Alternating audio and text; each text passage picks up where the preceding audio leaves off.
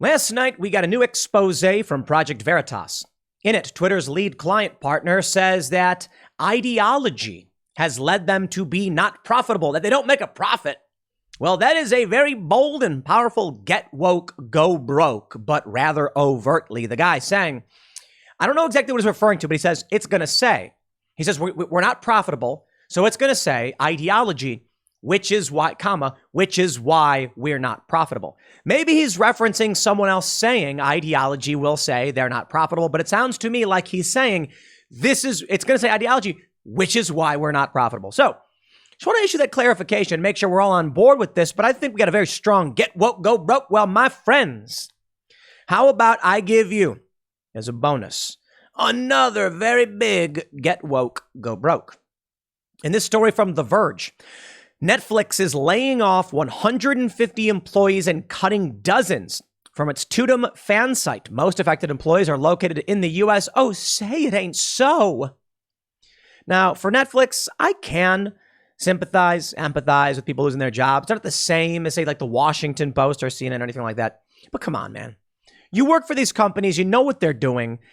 I'm not going to have all that much. I'm not going to cry for you. I'm not. Sorry, it's not going to happen. But it's not just this one story. It is also this from theinformation.com. Netflix cancellations rise among long-standing subscribers. This is it. Now, part of me wonders, is what's happening to Netflix really get woke, go broke, or are tastes changing? Do people have different desires from their streaming services, or perhaps technology has advanced to the point where there's just too many? Could it also be that Netflix is just kind of bad? I haven't watched Netflix in a while, actually. They lose a lot of good shows. They don't have really good movies. They've made shows and then abandoned them. It's like, you've got a show, Netflix, and it's not getting you 10 million views, not Game of Thrones or anything, but you cancel it. And see, I liked that show. Here's the issue. With Netflix and other services like it, Netflix has more and more content coming out. They had a show called The Order. I liked it. I don't think it was the greatest show in the world. It was like CW level, werewolf, vampire, witch drama or something like that. No vampires. It was witches and werewolves or something. But I liked it. I wanted to see where the story was going. I liked the lore and it was fun. And they canceled it after 2 seasons. That was like the only show I liked watching. Now, there are many other shows on Netflix, I'm sure, that are fine. I think I watched Attack on Titan on Netflix. Maybe not. No, I think I watched that on Amazon, to be honest. But if you're someone, let's say 500,000 people watch a Netflix show, and you're one of those people, Netflix says, we're not getting enough views, cancel it. Okay, well, then you leave. So I think that plays a role.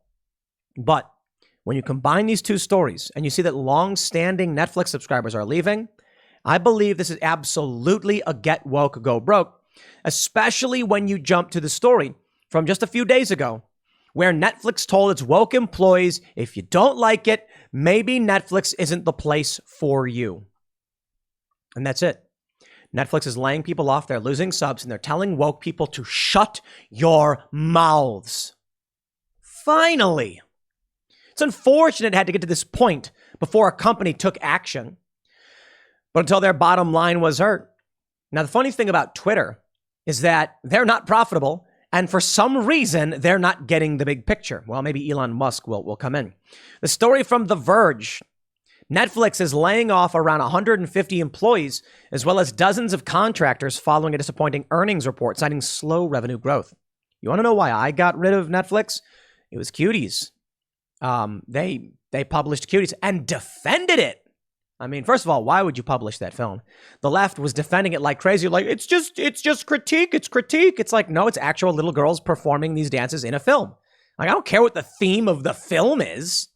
I care that they actually took little girls and did that. I'm not a fan. I think it's messed up. Then you have Big Mouth, which I rag on all the time. Big Mouth is adults doing comedy, but it's a cartoon about children engaged in sex acts. So, no, Netflix, you are messed up. What? It's funny because, if you've watched Timcast IRL, Ian. Ian and I disagree on so much. But just last week, Ian was like, he's like, dude, I know we disagree on a lot, but I watched that and I was like, what the is this? And I'm like, yeah, I know. 7 seasons of kids doing these things. And I'm just like, what is wrong with Netflix? You deserve it, Netflix. That's why you lost me. And me and my family, we've been on Netflix since it started. We used to get the discs in the mail. Remember that? Netflix started with, what would you do? You'd go online and you'd be like, I would like this movie. And then they would send you the DVD. Then once the internet improved, streaming service emerged. And all of a sudden, many of the movies are just available online. And so we're like, this is cool. We started using it. YouTube got hurt by it because all of a sudden you had premium quality content and movies available for streaming. And then Netflix was like, let's do weird stuff with kids. And I was like, that's disgusting. Don't do that.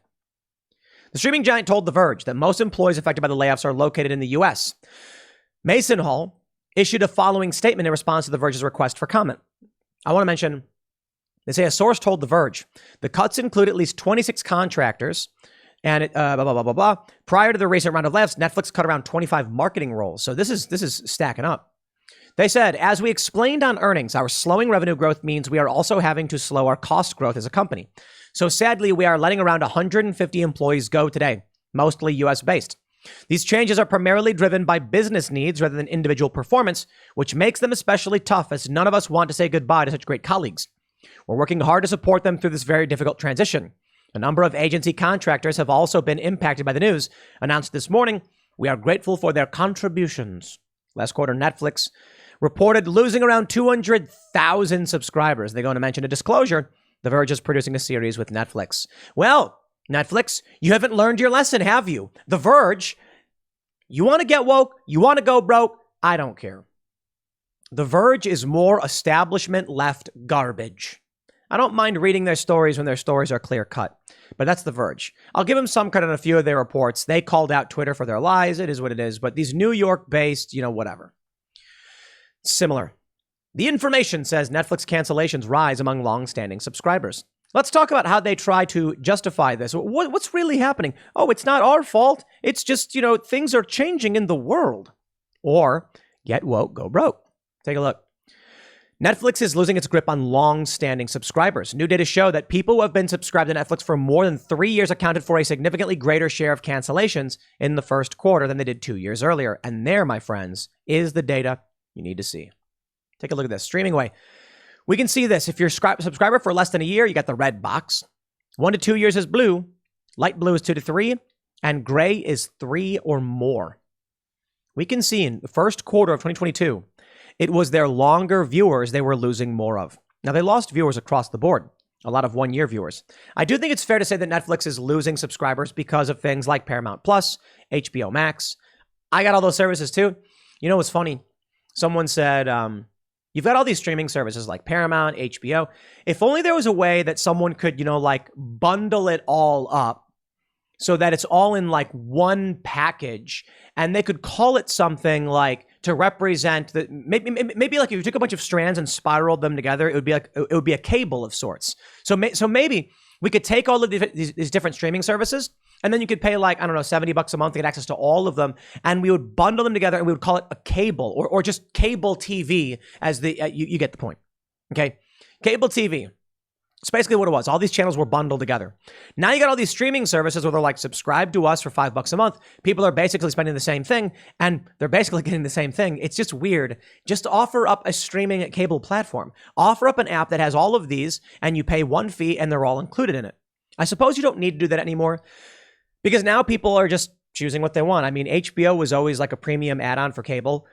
If you had cable, you'd be like, I'll spend the extra $10 a month to get HBO. Here's what they say. The data provided exclusively to The Information by research firm Antenna show the rising popularity so far of Comcast and Peacock and Paramount Global, Paramount Plus, among other streaming subscribers.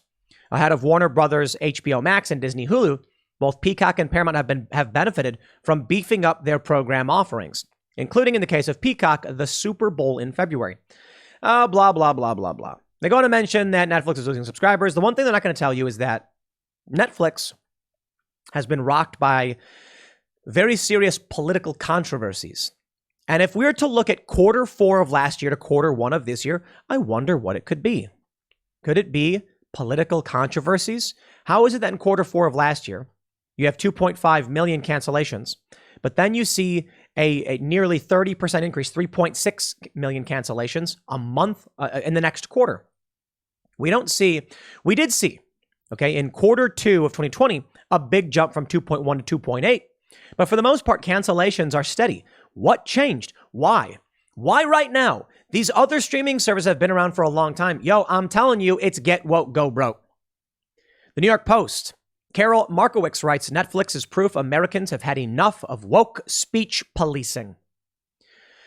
Last week, Netflix issued a long memo detailing the company culture it hopes to foster. The streaming service lays out that it produces a variety of content and won't allow its employees to cut programming. Netflix lets viewers decide what's appropriate for them. And if the employee doesn't like it, there's the door. Quote, depending on your role, you may need to work on titles you perceive to be harmful. If you'd find it hard to support our content breadth, Netflix may not be the best placed for you. Netflix employees famously protested Dave Chappelle's stand-up comedy special last year. Now, I'd say it's possible people canceled because of Dave Chappelle. No, I don't buy it. I really don't. If people canceled because of Dave Chappelle, they were like, he made an offensive joke about this group or that group, I'm quitting. We would have seen that in his previous stand-up specials like Sticks and Stones. But it was critically acclaimed. I mean, that was years ago. That was a long time ago. It was acclaimed.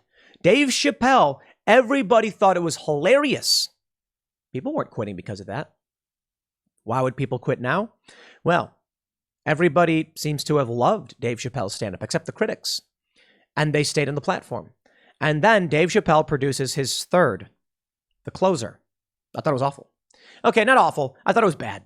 Like, there were many funny parts in it. Dave Chappelle is really, really funny. But what was, the comedy was good, but what was bad, it really just felt like Dave Chappelle was trying to justify his humor and defend himself.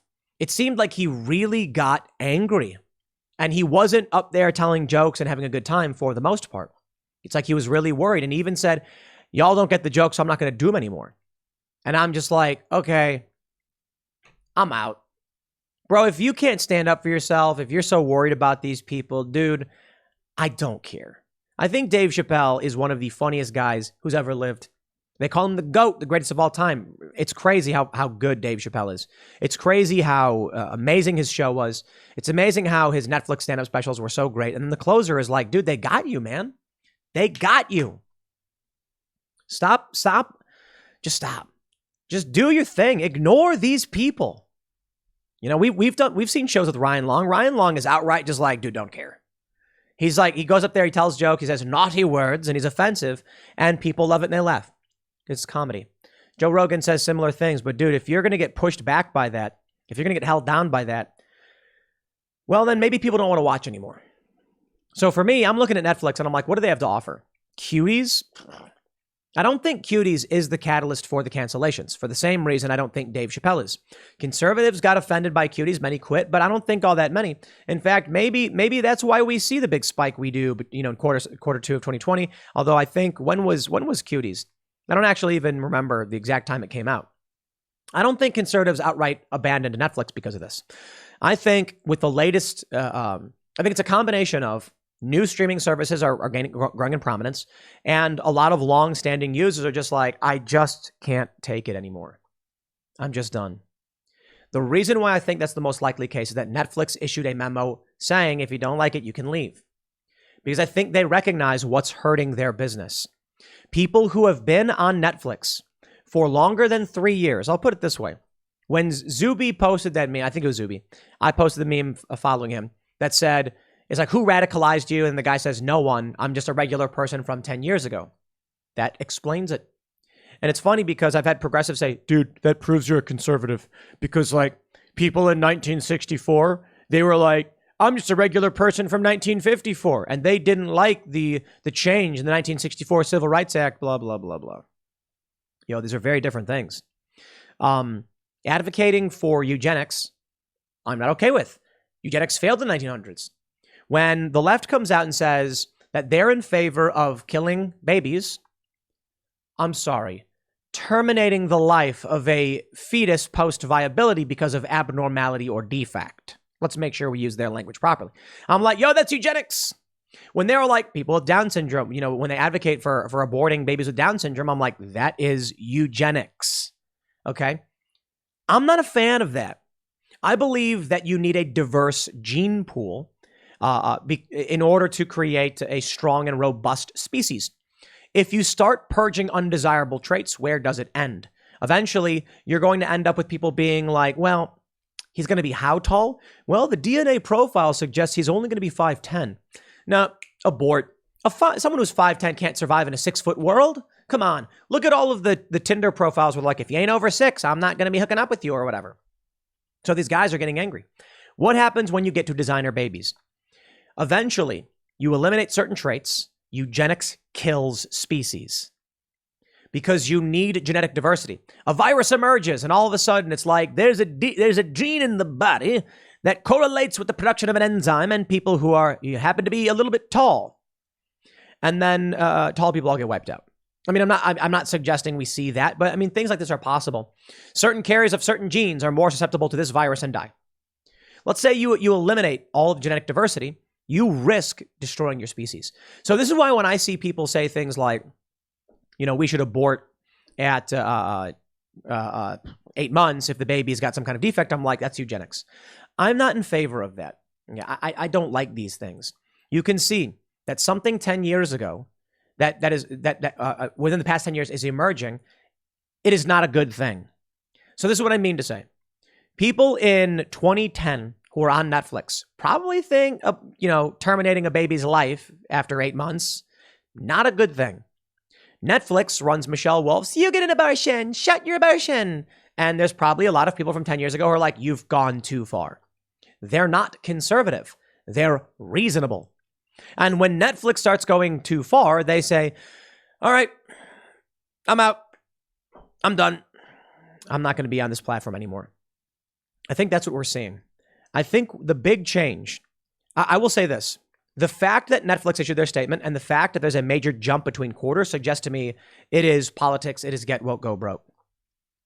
I think that maybe Netflix is starting to succumb to millennial takeover.